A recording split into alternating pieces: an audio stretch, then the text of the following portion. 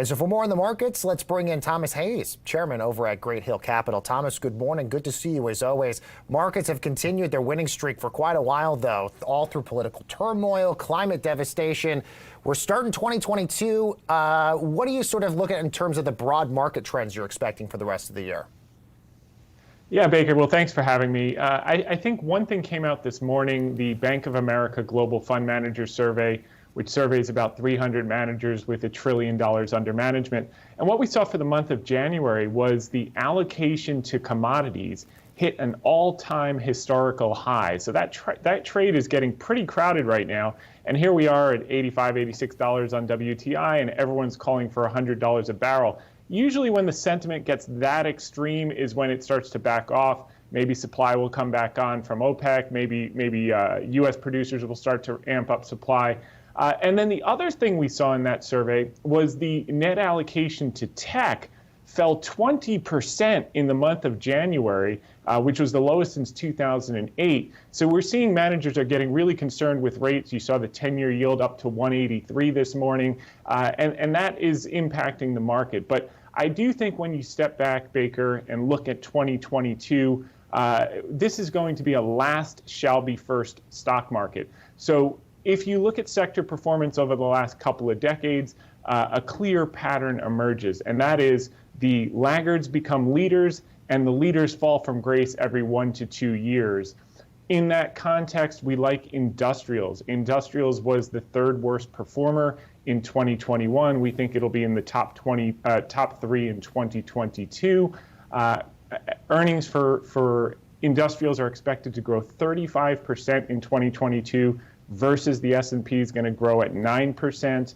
And one of the companies we like in that sector is Boeing. Boeing is still off 50% from its pre-pandemic highs. That recertification process in China is going swimmingly. They're expected to fly planes by the end of this month. That will be a big catalyst. And secondly, we like General Electric in the industrial space. And on the sum of the parts thesis, they're breaking up into 3 parts. Larry Culp will go with aviation, and we think that that business is going to unlock a lot of value moving forward. Thomas, given the fact that we're now starting to see Omicron cases start to wind down just a little bit. I mean, in New York, which was the #1 hotspot for Omicron, now we're ranked 15th in Omicron cases. Jersey now ranked 20th in cases. If we're seeing a decline in Omicron, does that change the outlook of the rest of the market for the rest of the year as a result of that? Yeah, there's no question about it. I think you're going to see 2 things. One, with Omicron coming down, you will see more people, I think, start to re-enter the labor force. The other factor that's going to affect labor that few people are talking about with the Supreme Court decision on the vaccine mandate, 20% of the population is still unvaccinated, and a lot of those people are staying out of work because they can't go back to work. With that mandate struck down by the Supreme Court, I think you're going to see a lot more people willing to go back to work, and that's going to help slow the labor cost, the labor inflation, because more supply of labor is going to come back in. And I think that's going to be constructive because as labor costs come down, as people start spending more on services moving forward, travel and leisure versus goods, the inflation narrative will start to subside, and that may put the Fed in a position to not move quite as quickly as people are now fearing. And that's why you're seeing all of this choppiness in early January is no one really knows what the Fed's going to do. Right now we're priced in 3, 4 rate hikes. Now you've heard people talking about 5 or even 7. Jamie Dimon was talking about. The other thing that the market was worried about was quantitative tightening. We saw that in the Fed minutes. Everyone got nervous. They said, well, maybe when we start hiking rates, which people expect in March, we'll start with quantitative tightening at the same time. That was a big surprise that no one expected. The last time they waited 18 months after starting to hike rates before doing quantitative tightening.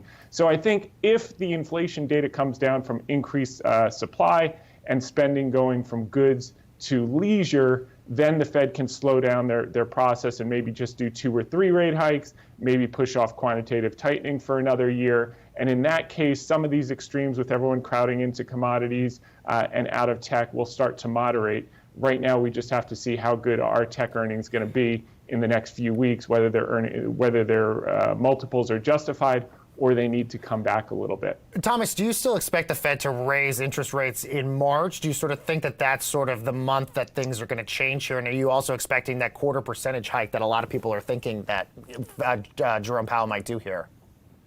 Yeah, I do think that's going to take place in March. And the reason I think that's going to happen, Baker, is the moderation of inflation data will not come quickly enough for him to justify pausing. And largely with the market kind of expecting it and it's ready to go, they have no reason to hold back. However, I do think that the data will start to moderate on the inflation front around that time, March, April, moving forward from there. And as a result, this idea of 4, 5, 6, 7 hikes, I think is a little bit premature and a little aggressive. And I'd be more looking along the lines of, 3 hikes, 2 to 4 hikes is more reasonable. And that quantitative tightening, which was the big fear in recent weeks, being pushed off to maybe 2023. And in that case, there's a very nice glide path for the economy. There's a very nice glide path for the stock market. I do think based on 9% earnings growth for the S&P, we'll probably have a high single-digit, low double-digit year for the S&P this year,